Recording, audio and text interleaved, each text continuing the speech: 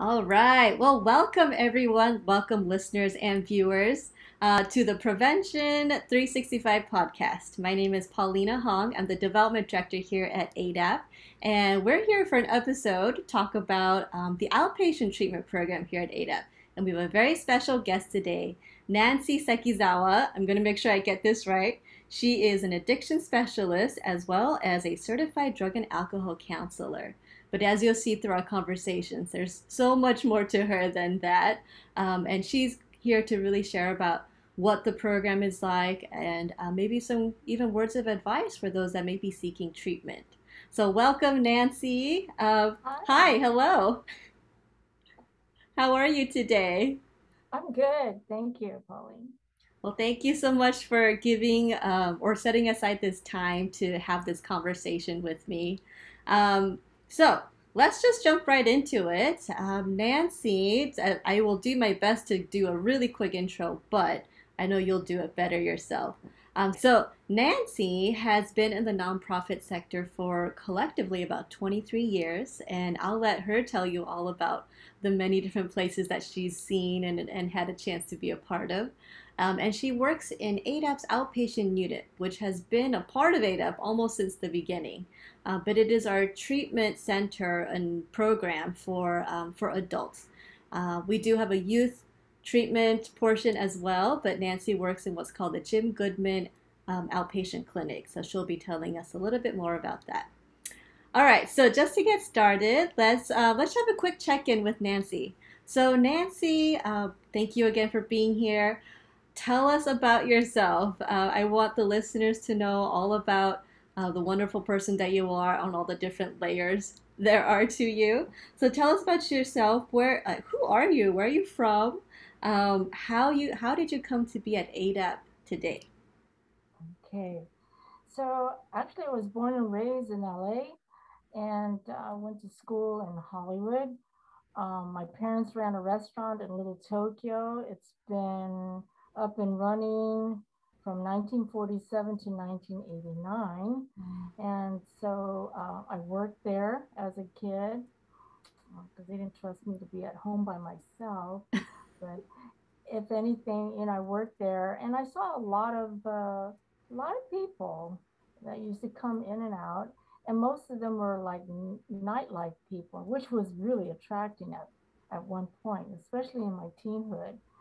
Um, and then I actually was in the band, an all Asian band, Japanese, well, it's API band.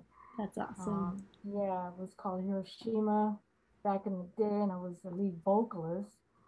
Uh, so I was actually seeing a lot of people at that time. It was during the 1960s, 1970s, using drugs and alcohol and stuff like that. Many of my friends had passed Mm, passed on behind this, including some family members as wow. well, and not knowing about addiction. So that really actually intrigued me to do a little bit more research on it, if you will. Hmm. And with my own experimentation on substances, I saw that it was highly addictive. So, but I was introduced to ADAP in 1988 uh, through a program out in Pomona, and then I was offered a job as a night caseworker. And I Wow. remember my first, I didn't have a vehicle at the time. I actually took a bus. And I remember John Fukuda. Oh my He was goodness. one of my clients at that time, Larry Gonzalez. Um, I remember Phyllis Nickel, who was a counselor there. Al Mizuno, I remember him. Oh, Al. Yes. And of course, we were all in this one house on 53rd and Crenshaw, and we all worked together. And I worked as a night caseworker, but not only that, I was in residential. Okay, And that's in what we res call the TC today, right? Yeah, Therapeutic community. correct. Mhm. So I did that for a couple of years, and then I says, okay, well, let me try outpatient. So it was just right up the hallway, and I thought, well, let me just let me see if I can work there. And I did, and I was working with Jim Goodman at the time. Jim But Goodman. it was a roller coaster ride, all of it. It was very eye opening, Mm-hmm. you know. So that was my introduction back in Yeah. 1988. Mm-hmm. That's awesome. I mean, I've even myself, I've been at AADAP about 14 years now, and I know the name Jim Goodman. But can you tell us a little bit more about who he is and why it's significant that our current outpatient program is named after him? You know what? That's a good question. I remember him, and he was like one of the, I would say, more hardcore, knew about the penitentiary aspects of recovery, and he was there until he passed on. Oh, wow. Okay, so that means a number of years. And at that time, also Glenn Andres was there, and everybody taught me the ropes. I remember, Mm, but Jim was there in outpatient. He was just like, the grandfather of outpatient, I and see. he stayed there until he passed on. Wow. That's Mm-hmm. amazing. And now you guys have your Yeah. own building named after him. It's not just Right. down the hall at the TC. It blew me away when I came back to ADAP that you have different departments now in different Mhm. sectors of the city, which I think is so, uh, I think it's just so amazing that it expanded that much. Mhm. And very well so, because the existence of ADAP is well over 45 years.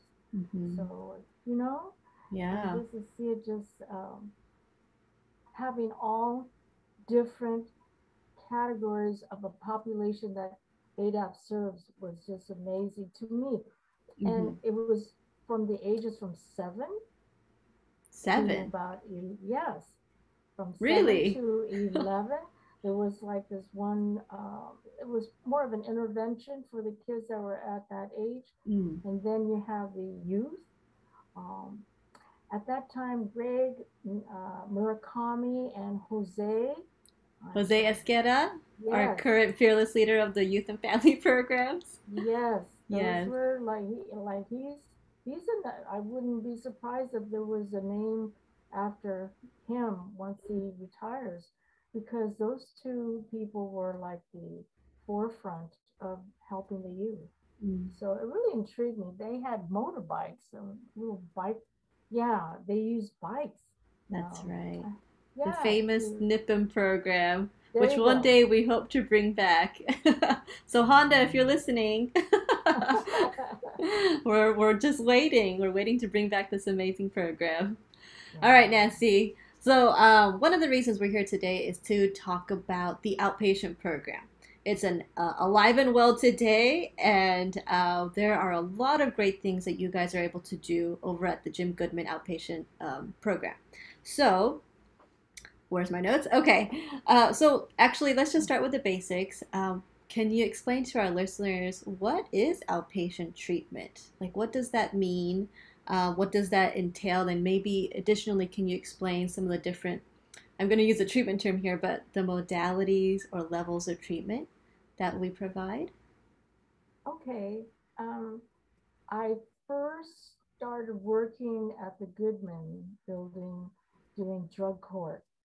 And this is more of the intensified treatment that once they are released in court to our custody, they have to do probably intensified treatment would be about 6 groups per week and 6 12-step meetings a week, including individuals and testing. At that time, it was testing twice a week. Okay. Mm. And that actually, there was, I just had a graduate yesterday. I went to Inglewood Drug Court and I Yeah. saw one of my clients graduate, and she asked me how many people usually graduate from drug court. I says, they have graduation twice a year. But you see that jury stand, and there was like Mm-hmm. maybe about 15 to 20 chairs. they usually have that full Mm, of graduates. So letting everybody know that if you do this program, it does work. And mm, the incentive for drug court is to get your cases expunged. mm, Okay, so mm-hmm. that's why they do it and to get it off the record, right? Yeah. So that's And drug court. Yeah. so, Mhm. Nancy, what are some of the cases that someone might have and be able to have it expunged through drug court? Some of them are from anywhere from felonies to misdemeanors. Okay, Okay. But drug so related. drug related possession, possession sales, uh, yeah, you name it, anything. And Mm-hmm. if you got busted, just being on the substances too. So also too, just to let you know, I worked for worked partially for PC 1000, which is like the first offenders that, let's say that you had carried some drugs over to a rave and then you got popped for that. It's your first time. So they come to us and they do at least about 25 weeks of education. Wow. Okay. 25 weeks. That's like 20, half a year almost. uh-huh. Wow. Yeah. So it's kind of a good incentive that, anywhere we do 25 different sessions Mm. and it's amazing. And after that, they never really want to do this again because it's grueling coming over to us every week. And plus they got to pay for it. Oh my All right. goodness. Yeah. Wow. Yeah. Mm-hmm. To get it off of their records. Just Mm-hmm. like a citation, a ticket, you want to get it off the record. I see. So, but drug court, there's previous offense that they do. And so I know Larry Gonzalez used to go inside the system and to Mm-hmm. talk to them to do assessments to see if they would be qualified. I So there's see. some qualifications to be in drug court. Mm-hmm. Okay, so that's that part. Yeah. Wow, that's great. I mean, I've heard some really great statistics about the drug court program, and ADAP has been a part of it almost since the inception of the model itself. And so, for listeners that do not know, and I'm going to do a terrible job of explaining it, so Nancy, please correct me. But drug court is a cooperative form of drug treatment slash, I guess, court appointed drug treatment. But it's for low level offenders usually, and it's a cooperative treatment team between the judge, the drug court judge themselves, the different staff at the courtroom or at the courthouse, and the treatment staff, like ADAP, who are there every time that the case is brought forth before the judge to advocate for and to collectively work on a treatment plan for each individual. And I believe we've been a part of it since 1997. And there's some really amazing things, results that studies have shown. Something like there's a drop of like a 66% recidivism or drop in recidivism rate for those that do tend to go through drug court. So I know those are just numbers, but Nancy, for yourself, and just to kind of help explain to our listeners why, why do you think drug court is successful? And why do you think it is, if that is the case? Since back then, it does take a year to modify the behavior of a recovering addict to adjust to the way it is for life, really, Mm, to maintain their recovery and their sobriety. So, the introduction of going to groups, which we have an abundance of, mm-hmm, and we used to have it like 3 times a day in person pre-pandemic, right?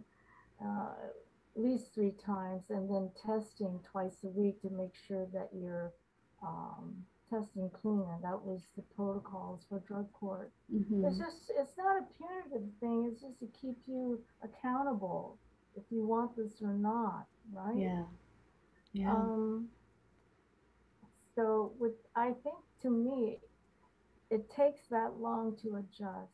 And I Mm, see a lot of people start recognizing once they're clean of who they are. And they Mm. go, wow, I made a lot of mistakes. Wow, how do I overcome, some of the mistakes and not do it again? I really did a lot of damage to my kids, my family members. They see that because they're conscious now, right? Mm-hmm. So one thing that I always say is like, you guys who did drugs, you're not bad people. You just did bad things while you were under the influence. So now that you're not under the influence, you're able to understand a little bit more as we teach you, you Mm-hmm. know. So all the groups that we have are, um, how would you say, really self-reflecting. Right. And that's one of the things that the client yesterday said. All those groups really made me think about who I am. Mm. Yeah. Mm-hmm. That's so And how important. that hurt me. Yeah. Mm-hmm. Mm-hmm. So, Don't we all need that, right? yes. All right. So, I mean, you actually brought that up, the pandemic. And I imagine, we're already a year and a half into it now, but when it did hit, it was a big shock to the system for everybody. When things shut down, when everybody had to work from home, essentially when nobody could go out. I know that ADAP's, worked really hard to adjust and were able to gear up telehealth fairly quickly. But even still, I'm sure it had a huge impact. So, can you tell us about those times, those wild, wild west times? What it was like when it first happened, how you guys adjusted, and any, particular highlights from that era? So I was the first one to say I can't go in because I have a compromised immune system. Oh, So that was one of the reasons. And so I just had to be more, and nobody knew about Zoom, how to work that or anything. So mm, it took at least 2 to 3 weeks to get adjusted to that. But in the meantime, I have my phone mm-hmm, and I was able to call the clients to see if they're okay, and to just keep that contact, saying that you're not lost, we didn't forget about you, and that was my role, mm, right? I became really good at doing that, and I also not there was one 70-year-old man who could not even come to test, right? mm-hmm, And so he actually had somebody pick him up to do the testing for the course. You had to test, but we schedule it so that all staff was safe, and especially for him. mm-hmm, But I planned it. I didn't know how well of an organizer, not to boast or anything, but I organized his appointment as well as mm-hmm. getting a COVID test at the forum, you know, Oh, okay. via via the phone, Mm, right? And once I was savvy enough to use the Zoom platform, um, I contacted the client's telehealth. Even though they don't know how to do it, I said, don't worry about it. I'm going to call you if you can't work it. I'm going to work with you. And mm-hmm. so this is how it started. And I became more, um, my data input, my entry, all of that became much more successful Wow. Blessing at in doing that. disguise. Like, there's so many places that we can look back on and realize that as horrible as the pandemic continues to be, there were a lot of moments there where we could consider a blessing in disguise. So that's really great. I think I'm always touched by the fact that our counselors here at ADAP, do, like, it's not just the job. You really do care about the individuals that might be your client. That's the technical term, but they're the individuals that are in your world, in your sphere at that moment in time, coming to you for help and needing that guidance. So I just want to say thank you to, I know it wasn't just you, I know there were many, many, many of our ADAP staff here really took that first few weeks of crisis when the safer at home orders went into place and took the time to contact their clients and made them know that they were being thought of and looked after, and we were working our darndest to get back into services. So, thank you for doing that. I think that's a really valuable trait of a counselor. I always use that slogan, people need people. So Yeah. here, I'm here, I'm just a phone call away, just give me a call, right? Yeah. And if they don't, you definitely will hear from me, Right? That's right. I know, even if you don't want it, we'll be contacting you. And some of them were so distraught behind the whole thing, they forgot their court dates, they forgot everything, they didn't know how to deal with their children. They were just so distraught. So, we Right. walked through it together, which was great. Yeah. I mean, all of us have enough material here to write memoirs after all of this, huh? Especially you, Nancy. All right. Well, okay. I do have some questions that I wanted to go through, but one of the things that I think others might be curious, as well as myself, are the types of individuals that actually come to the Goodman outpatient counseling. So, where do we get most of our clients from? Are they through referrals, through, I think you mentioned court mandated, through drug court? Can you go a little bit into that? We are on a list of referrals for outpatient treatment. And, thank goodness for our intake staff members who are bombarded daily with Mm, people that really need treatment via through the courts or DCFS. So most of our population are either mandated to be here, and we try to work with them as much as possible. mm-hmm, So, for instance, if you have a DCFS, that's the Department of Children and Family Services, and your child got taken away, and you want to regain custody of your child without going into the foster home, so we ask you to come, and then you are to do like domestic violence groups. You need to do parenting groups. You need to get a therapist. You need to do anger management and a women's group. All those things are a necessity, as mm-hmm, well as seeking outside therapy, because there's a reason why all of that chaos happened where you forgot your child. mm, You left your child. It's a neglect and abandonment of your child via through drug use, right? So um, that's a kind of like a wraparound, all around kind of encompass group, and then testing too. mm. So, Yeah. uh, Can you clarify testing just for those that okay, might not know you're what that is? all right. Testing. We need to have urine testing, okay, to see if the substance is still within you.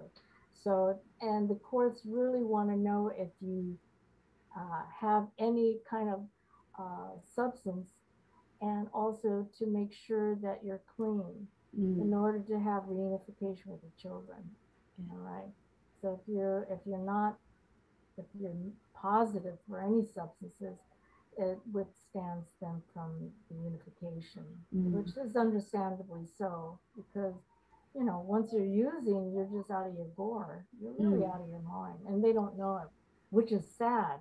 The addict is the last one to know about this. So, yeah, I've had some successes and some that are not successful. mm, Okay. mm-hmm, And that's just the way it goes. The key thing is that they're willing. When I really want my child back, I says, okay, well, then this is what you got to do. Stay in contact with me, number one.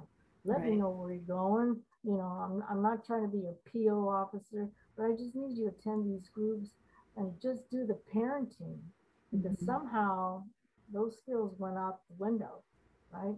So, and they're compliant. They're doing it. And that's a mm-hmm. 17-week course. Wow. This is, yeah, I mean, if anything, just the number of groups that you have to attend should teach you perseverance one way or another. Right. I mean, you're talking about a young human being that Yeah. has no idea what the mother or the parents did. So, and you get a certificate after 17 weeks, Mm, saying that you completed the program. I see. Wow. I mean, with the pandemic, I know that we were able to adjust, I think, successfully in many ways. Can you recall maybe some of the challenges? And one of the things I'm curious about is I think it's very hard to quantify a success rate, but as much as what you think, well, how you define that, um, How do you think that went during the pandemic? The success rate of the treatment that was being provided and some of the bigger challenges that we faced? For me, the ones that stay connected succeeded. Mm, Okay, and what I did in this time around was to say, hey, I'm really glad that you are talking to me. And I mhm. encourage a client, so they have never heard that encouragement. And I didn't really do all of that while in person meetings when we had our in person groups, because I was like, if you will, just had to monitor the entire group, uh, uh, where they're going or where they're talking, just kind of sideline talk, all of that, just Right. monitoring that. But when I do this one on one, and even I was just in group just before we went on, they just show up and they're willing to chat. They're willing to talk about themselves. Hmm. And I just say, hey, you guys doing great. This is really important for you, not only for you, but for me too, to see that you guys are really wanting to do this. So there's that special, I would say, care and Mm. concern about all of their well-being. And they feel respected by me anyway. I don't know Hmm. about all the other stuff, but by me, I always say, thank you for sharing that. That really meant a lot. Mm. So they feel that. And that's one of the things I think changed during the pandemic Wow. and even now. Yeah, that's amazing. Again, blessings in disguise. Not to make light of the terrible tragedies that have happened, but it's really great to see that silver lining. Mm-hmm. Yeah. Okay, so I don't want to keep you here too long, but I did want to maybe draw back a little and get to know Nancy. So, as I Okay. alluded to at the beginning, Nancy is a multi layered individual. I called her Atomic Nancy at the beginning. She told you guys a little bit about the restaurant that her family ran. But if you haven't had a chance, please Google search the Atomic Cafe. Actually, Nancy, you tell us about it. But there's actually a documentary out about her and her parents' restaurant. And in addition to that, did you know that she's on Netflix? That's pretty cool. So Nancy, tell us a little bit about those projects and how that, like how that works into who you are as a person today. Well, as I mentioned, that I used to be in a band called Hiroshima. And actually, I started at the age of 15 before I could drive, and they used to pick me up. Jun Kuramoto's brother, uh, oh God, well, Tracy. Tracy used to come pick me up at school. Oh He my says, goodness. okay, we're going to have band practice, but before that, we're going to go to the Asian American Studies where Dan is doing the lecture. I said, okay, and then we'll have band practice. Hmm. So they would pick me up and take me home. All right. But going further backwards, um, as I was growing up from the age when I was born until about 17, I wasn't a very healthy girl. I was born sickly. And Mm. so I stayed home a lot.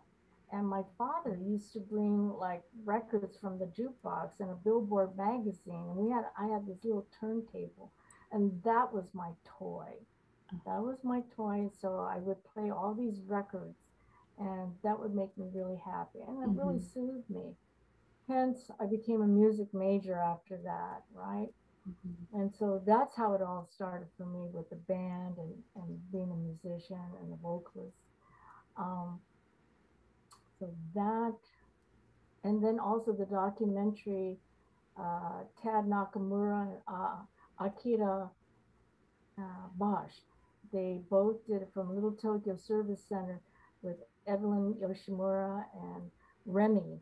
And they did this documentary, and it's out.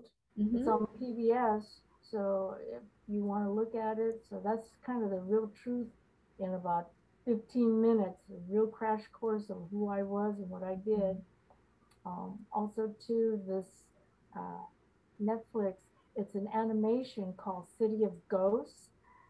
Elizabeth Ito actually produced this, and my daughter and I are in it. That's So amazing. it talks about the gentrification. So I'm a little ghost, and my daughter is there with me. and these little kids, they're little ghost investigators. So, but it's good for the entire family to watch. And we watched it, and I keep watching it. We're on the fifth episode, by the way. City Okay. of Ghosts. Got it. City of Ghosts on Netflix, episode number 5. Go watch it, Yeah. everyone. You heard it here.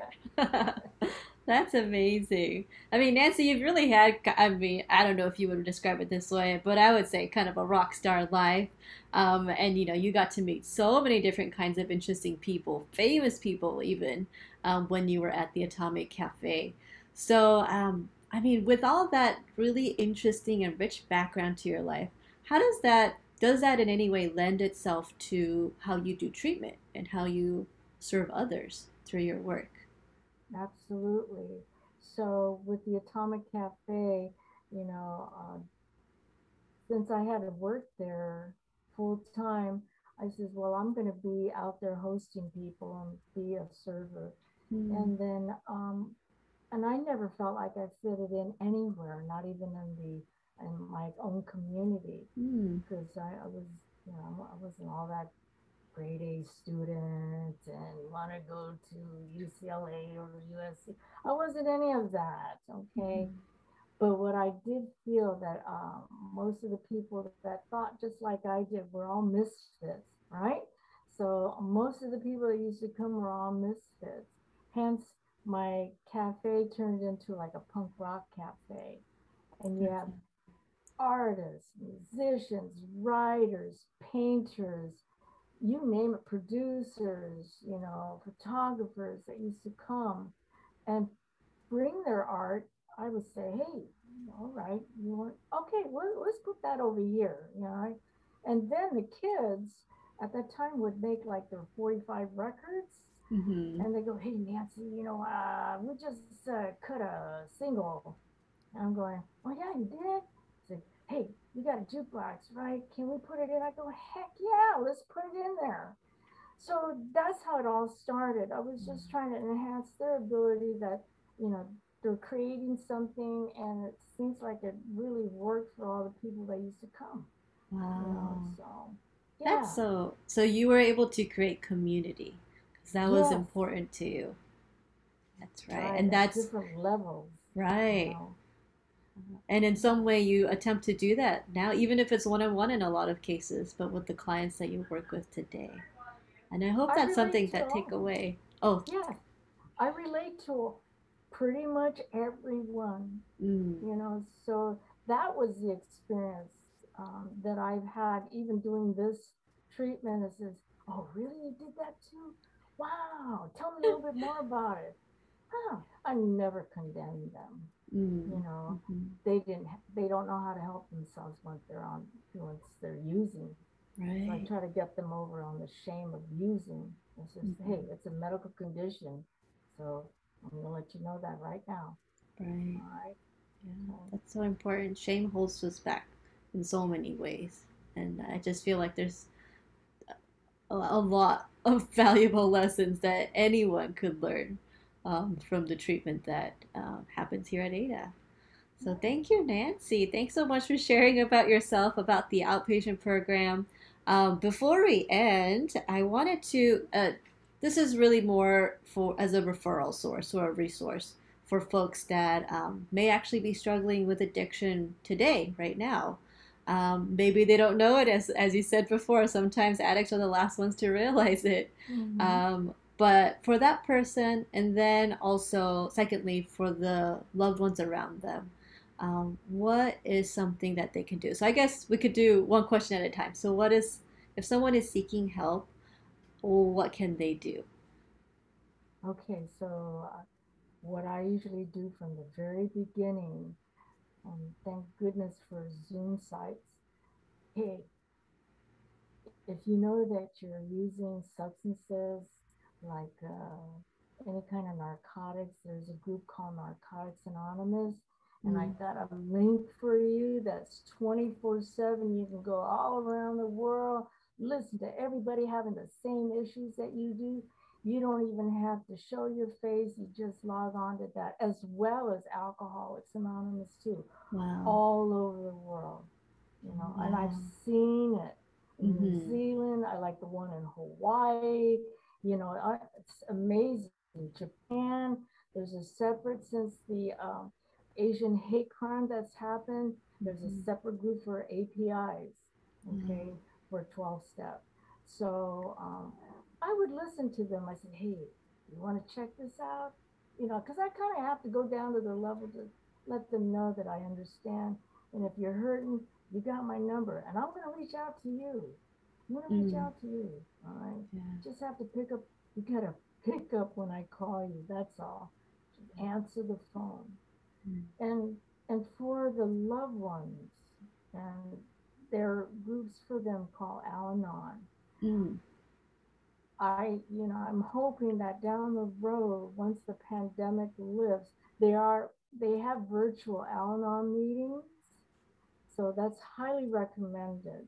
And I just want to let the parents and the loved ones who are not using, and seeing the ones that have been using, you didn't cause it. That's number one. You can't cure it, all right? Nor can you control it. So those are the 3 C's of Al-Anon that I've learned.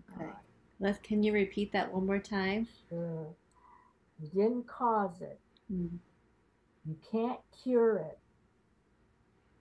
And you can't control it. Okay? And there's meetings for the loved ones as well. And that's why programs like AADAP exist, or came into existence. We're not the only ones out there, folks. There's thousands. And so, as Nancy has, and we'll try to get those links listed into the show notes, reach out for support, because that's the best place to start.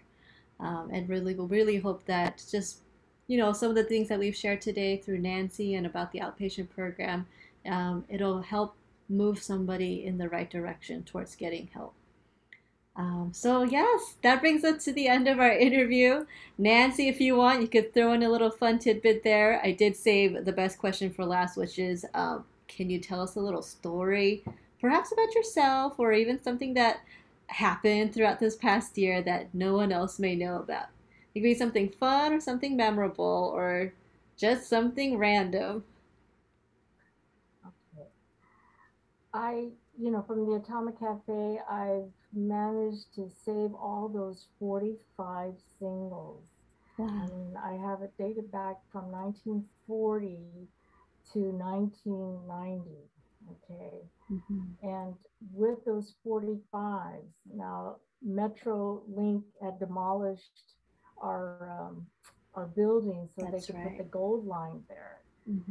So they asked me to DJ. Right, so I DJ'd most of these 45s that I'm just telling you. I have a DJ set, and it's usually like for people that really want to hear singles that are real savvy. Like, who would have thought that there was a single on Star Wars? Okay, who would have thought there was a single on Close Encounters of the Third Kind? Wow. And I play this. The Overture of Tommy by The Who is on a single. So I play this and kind of like segue and make a storyline out of these records that I have. So I did that in the beginning of the pandemic for Metro. And I did a 1 hour. And I think it's on there somewhere. Okay. We'll have to find it and try to link it. Yeah. That's awesome. Yeah. Well, you are a multi-talented individual, and clearly a very caring and compassionate person as well. So thanks so much for being a part of the AADAP family of our Ohana, and just bringing the gifts of your talent and, spreading the community that you were blessed with growing up to others around us today. So thank you so much, Nancy. It's been a pleasure. All right. All right. We'll see you next time. And thank you, everyone, for joining us again for this episode of Prevention 365. We'll see you next time.